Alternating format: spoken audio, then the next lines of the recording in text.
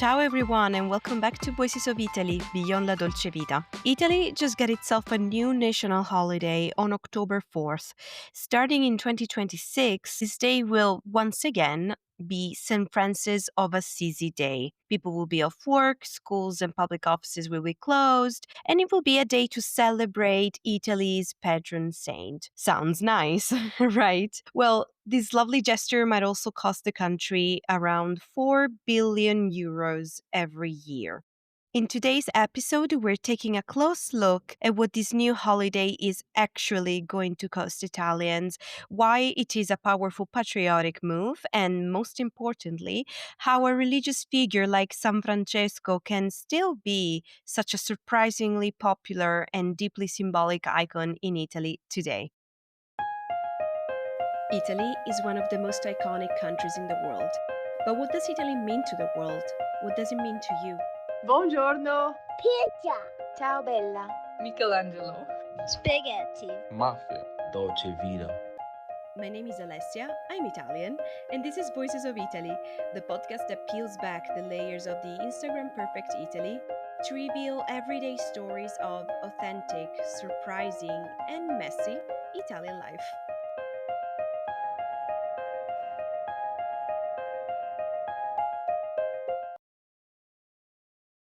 Let's start this episode with a little bit of context.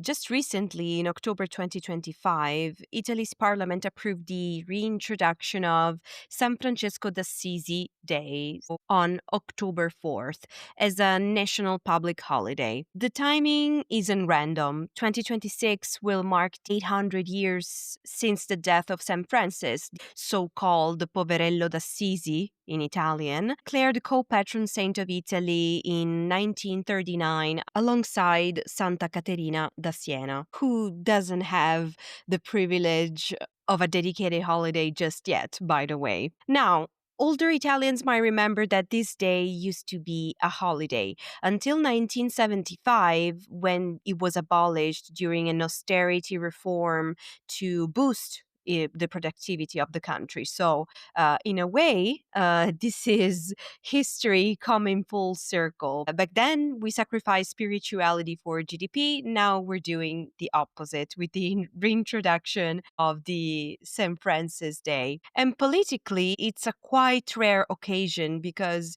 the law that approved the holiday passed with 247 votes in favor and only 2 against. In Italian politics, that's about as close to divine intervention as you can get. Politicians don't get along quite easily. The first real day off will happen in 2027 anyway, because next year, October 4th, is going to fall on a Sunday. But why am I talking about this? What does this mean for Italy and Italians? Practically speaking, this means that starting in 2026, October 4th will be a full national holiday, and it will be a paid day off for people who are employed. Schools and offices will be closed, public administration will stop, and the government has even set aside an annual fund of 10.78 million to pay essential workers who still have to work that day, like healthcare staff, police, and emergency services. Of course, that's just the tip of the iceberg. And if over 10 million euros may sound like a small fund in the grand scheme of a country's finances, there's a wider discussion about the estimated economic impact on productivity and the country's overall output. Let's talk a little bit about numbers, because that's where the story of St. Francis starts to meet modern day reality. According to Confindustria, which is Italy's main business federation and basically an association acting as a private and autonomous chamber of commerce, the day off could cost Italy between 3.6 and 4 billion euros a year. Yes, billion with a big B.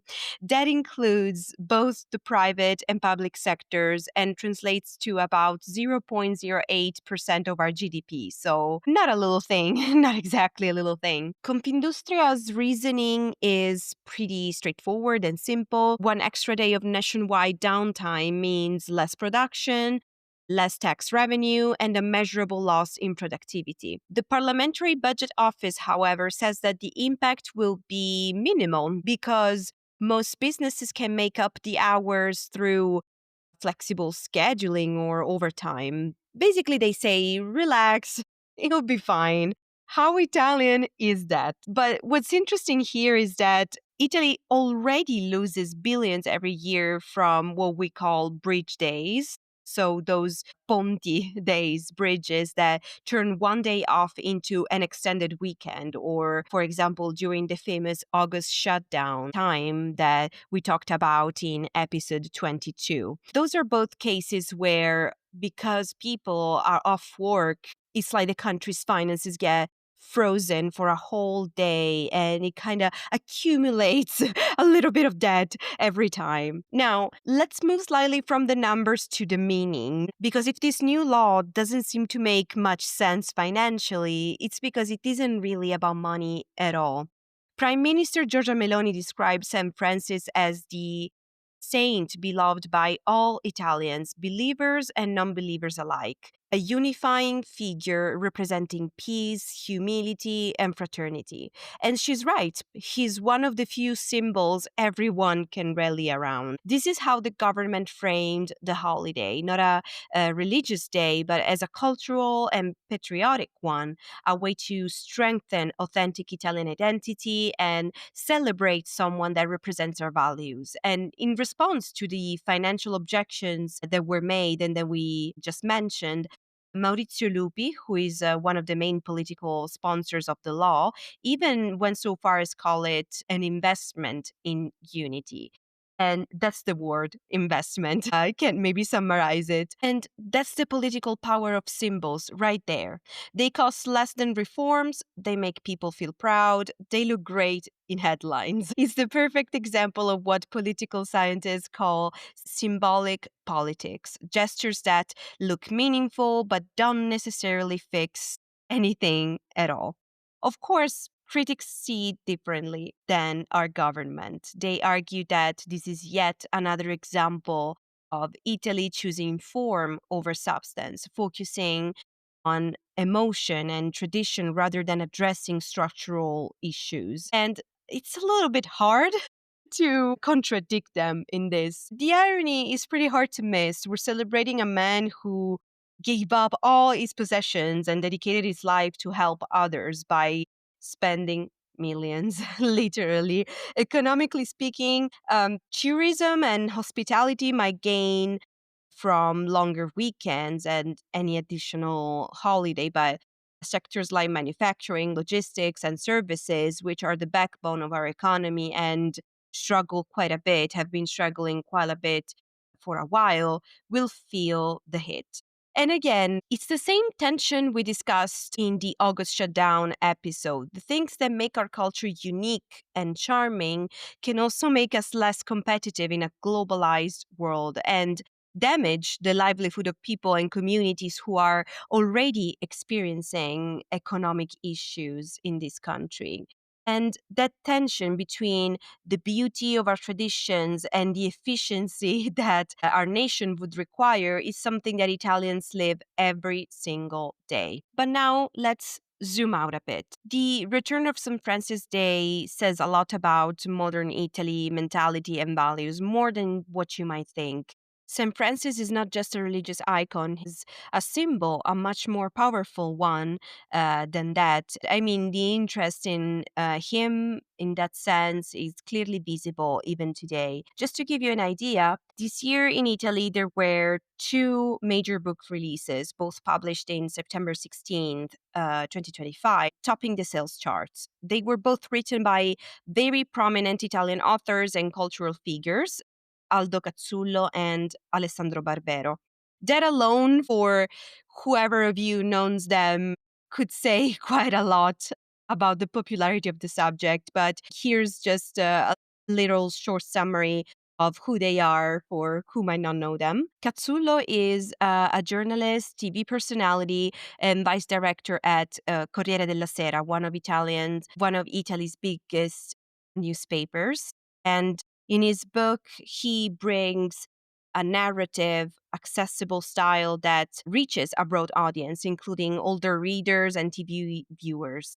On the other hand, Barbero, who is a very famous historian and former university professor and very popular figure online and in podcasts, offers a more detailed analytical approach, contextualizing Francis in the political and religious landscape of early 13th century Europe. And he also highlights perspective often overlooked in traditional histories. The sheer commercial success of both books shows strong cultural interest. It's clear that St. Francis continues to inspire fascination in Italy today.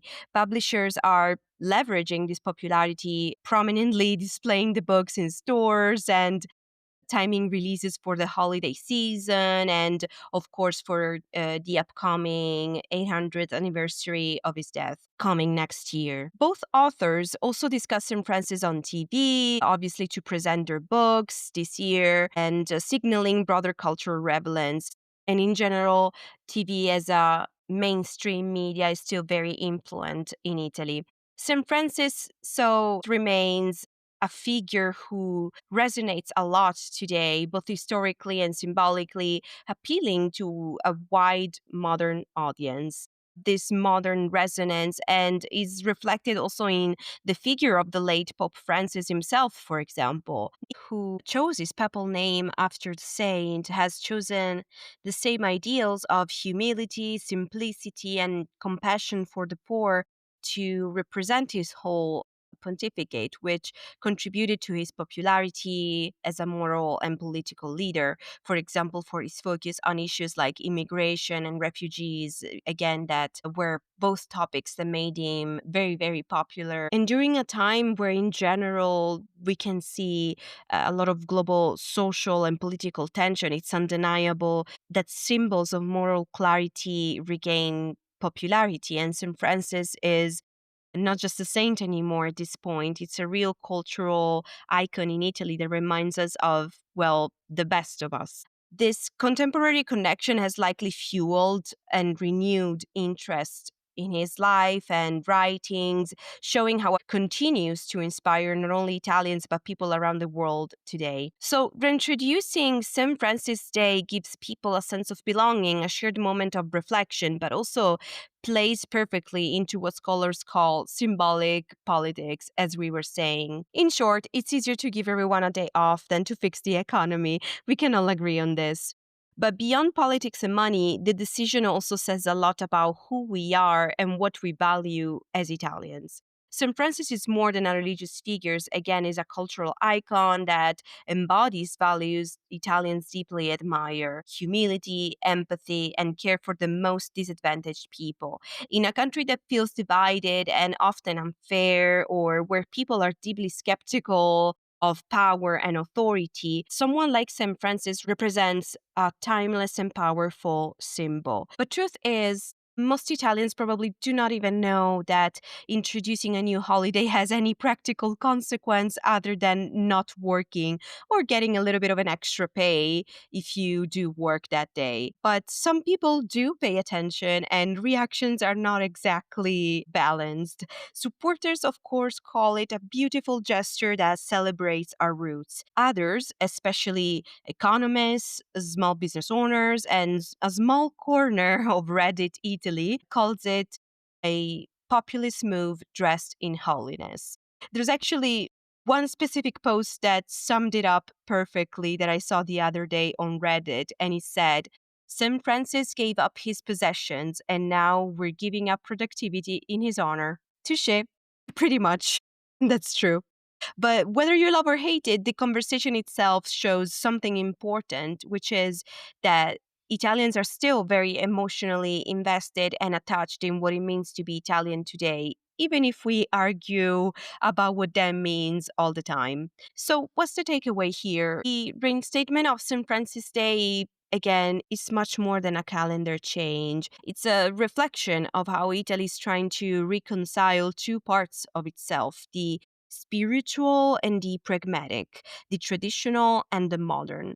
It's a search for meaning in a country that still feels unsure of its future. The law may be framed as a gift of identity, but it also exposes a contradiction. We celebrate unity, humility, and patriotism while struggling with inequity, stagnation, and over reliance on symbolism. And maybe that's what makes this story so Italian. We're a people who debate GDP losses and national pride in the same breath, all while planning our next vacation. But I would love to hear what you think. Do you support the return of San Francisco Day? Do you see it as a proud national gesture or as a luxury that Italy maybe cannot exactly afford right now? Share your thoughts on Instagram, Facebook, or Blue Sky at Voices of Italy, or send a voice message on SpeakPipe. The link is in bio on Instagram and on voicesofitalypodcast.com. And if today's episode sparkled your curiosity, you should definitely check out the two books that we mentioned.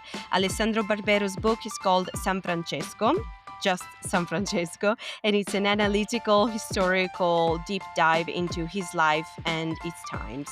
And Aldo Cazzullo's book is called Francesco, the First Italian, a more narrative and emotional portrait that connects San Francisco's story to Italy today. Both offered a powerful way to understand why 8 centuries later St. Francis still speaks to Italians, and why his message feels more relevant than ever. Grazie mille for listening to this new episode of Voices of Italy. I'm Alessia, and I'll catch you in the next episode.